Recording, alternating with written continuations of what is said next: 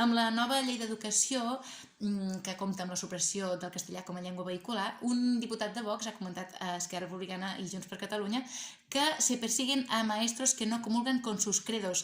I això és tan veritat, perquè l'altre dia la Carla, una companya de feina, va comentar que havia votat a Vox i va haver de marxar per potes cap al pati de sisè, perquè ella està dins el grup bombolla de sisè. Llavors, va haver de córrer perquè tothom la perseguia i li tiraven pins d'aquests amb el llaç groc, que fan mal aquells pins, I la gent que no estava dins el grup bombolla no podia córrer allà, però els hi tiraven igualment.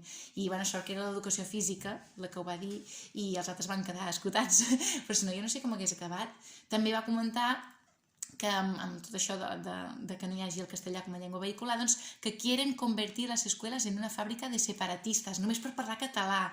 I això és ben veritat, i jo quan parlo català, mira, l'altre dia, sense anar més lluny, van arribar i els vaig dir bon dia a tothom, ja hi som tots, i es van aixecar tots i em van dir que no hi eren tots, que faltaven els presos.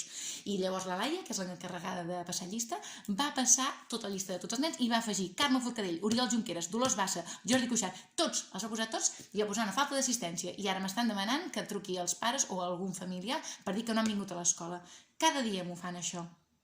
I com que estan molt enfadats perquè no tenen República Catalana encara, a l'hora del pati em cremen les joguines perquè n'hi ha contenidors, que ja em van demanar de contenidors. Però això de les joguines no em preocupa perquè Bargalló ja ha dit que portaria ordinadors, segur que porta joguines també, de la mateixa empresa de Fantasia i Il·lusions, no toquis els collons, i ja està. Jo, mira, sense anar més lluny, jo no era independentista, però va venir la princesa Leonor, princesa de Girona, va parlar català i em vaig convertir en independentista. Així. És molt fort, Vigileu què feu. Ojo, si no parlen català per aquí, perquè caurem tots en pots de fairi.